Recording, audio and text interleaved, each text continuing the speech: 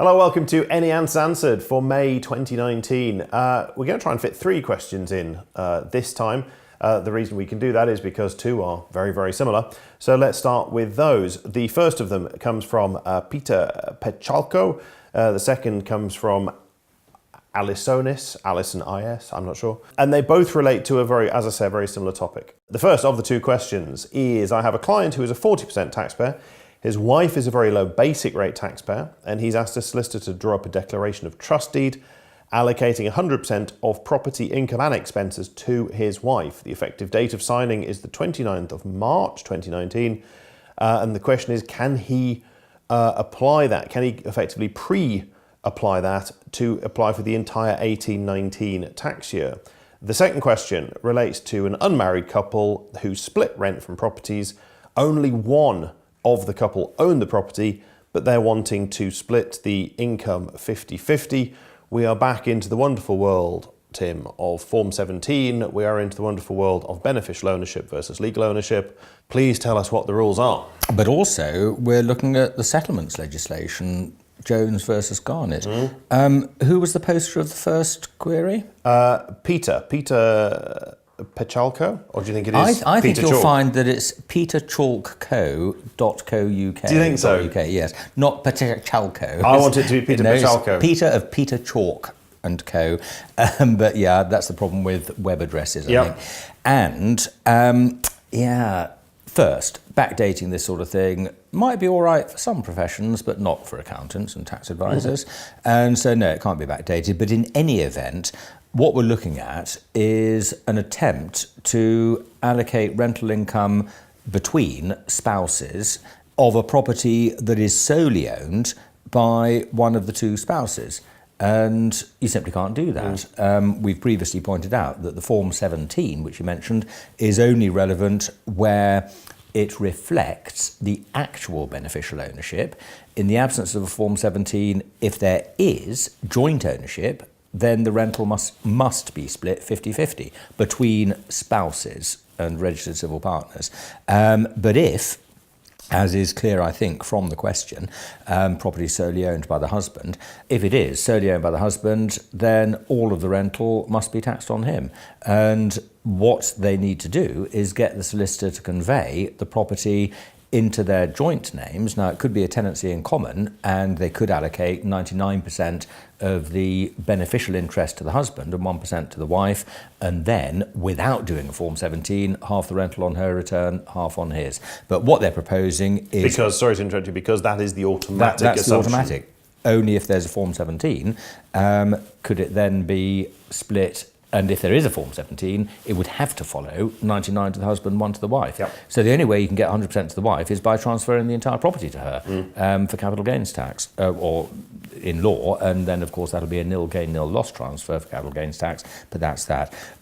One of the respondents to the query says, I am quite frankly shocked that the solicitor is unaware that backdating a deed is illegal and would be fraudulent tax evasion in this case. And the point, of course, is that the deed is representing a change in beneficial ownership or an agreement of beneficial ownership from that point onwards. It cannot be that we're saying, and this has always been the case. Exactly. We cannot backdate it in that way. Exactly. The second query, we're linking these two, is from a poster, Alisonis, or is it Alison is? This one is interesting. Who says, scenario is an unmarried couple. Now, straight away, the difference between a married couple and an unmarried couple is huge here because the default 50-50 only applies to married. The Form 17 is only available to married. If you're unmarried, then it's got to follow the beneficial interest for both capital and income. But the query is, scenario is an unmarried couple with a rental portfolio. Properties are all in his name. But presumably it's a him and a her type couple then, but they want to have a partnership, so income is split 50-50. Well, given the anti-avoidance rules on splitting rental income, is this possible? Answer, no, basically. The revenue would resist the suggestion that there is an actual partnership in operation. It is possible to structure this sort of property portfolio as a partnership, but I think it would require rather more than the poster of this question and the couple are intending. And if there was a genuine partnership with a partnership agreement and what have you, then I guess it's possible for the asset to be provided to the partnership by one of the two people. Yes. But that would require an awful lot of paperwork. And again, capital gains implications, but here without the benefit of the interspouse transfer exemption. Yeah. So to be avoided at all costs, I would have thought. I should just, going back to the other one, pick up on that Jones versus Garnett point. Yeah. Were the husband to settle 100% of the rental income on his wife by that declaration of trust that's being suggested, in any event, because in that situation we're not looking at joint ownership, that income would be taxed on him as a settlement entirely of income on her. So the settlement rules would clearly throw the rental back to him. I think that the problem in this area is that people like our good selves, when lecturing, have said in lecture rooms across the United Kingdom, there are ways and means of structuring rental income, property ownership that can be beneficial for couples. And unfortunately, people then just stop listening and don't appreciate that we have to be extraordinarily careful with the ins and outs of this. It is not as simple as do what you want, particularly where only one of the couple owns the property. It makes it almost impossible to change things fundamentally. Our second question comes from, you've got me nervous now, Palac. So P-A-L, accountant, perhaps, Palac. I'm not sure, sounds like a Scottish delicacy or something, a Palac. What are the issues with free rent to a limited company? The point here is that we have two director shareholders of a company who own some land, 50-50, which is then used by the company as part of their trading activity. The directors make no charge as far as the rent is concerned, therefore the company is not paying any rent at all. The question here quite simply is, are there any tax consequences we need to think about here? And the questioner actually says, other than capital gains tax / entrepreneurs relief down the line. I think the obvious answer is that you probably should be paying some rent. Well, not necessarily. The first point is that if the company does pay them rent, that will be corporation tax deductible for the company, assuming that the wholly and exclusively rule applies, and it will be taxed on them as rental income. And as a means of extracting profit from your own company, it is worth pointing out that rent can be more advantageous overall than salary, because it's, unlike salary, it's not subject to national insurance contributions. It could be more advantageous than dividends. It does depend on the overall tax rates, but of course dividends are not corporation tax deductible, whereas rent is, albeit dividends can benefit from the dividend tax allowance, well that's now only £2,000 each, and lower rates than the rates applying to other income.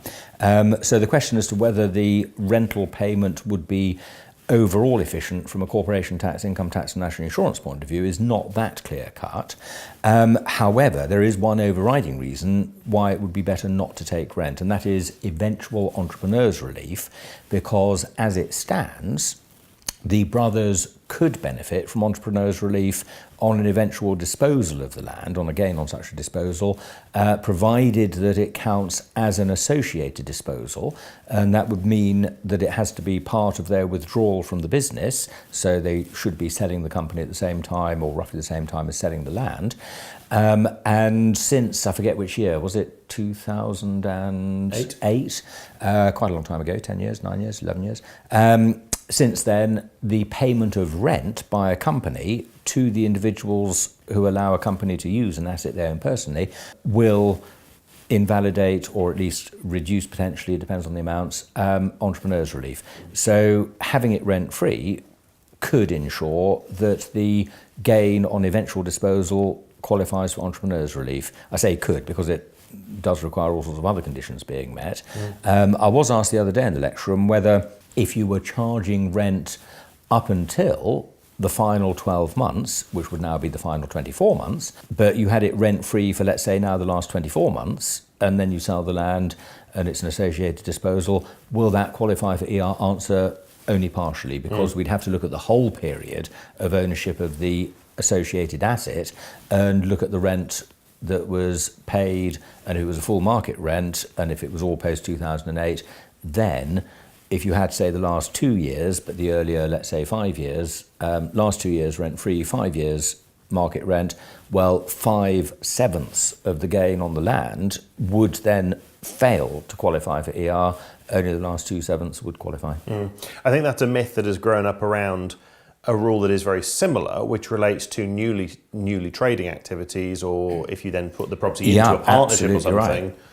Well, if you take a property investment company, and here's quite a useful tip, property investment company has built up property investments worth 10 million, significant capital gains on them, but what the director shareholders decide to do is develop those properties, and so it becomes a trading company, a property development company, and as long as it trades now for at least 2 years, then on disposal of the shares, pregnant with the gains on those properties, the whole of the gain will then qualify for, subject to other conditions, entrepreneurs relief. A very good tip indeed. Hopefully useful answers to those 3 questions. A perfect point there is that it's now 2 years, of course, for entrepreneurs relief, where I think we have focused so much on the extension from 12 months to 24 months for shares that we sometimes forget that rule now also applies for property and what have you as well. It is across the board for entrepreneurs relief. Various points to consider on both of those topics. Do remember to post your questions on the Any Answers section, and perhaps next month Tim and I will be looking at your question and hopefully answering it to your satisfaction. That's next month, but for now, bye-bye.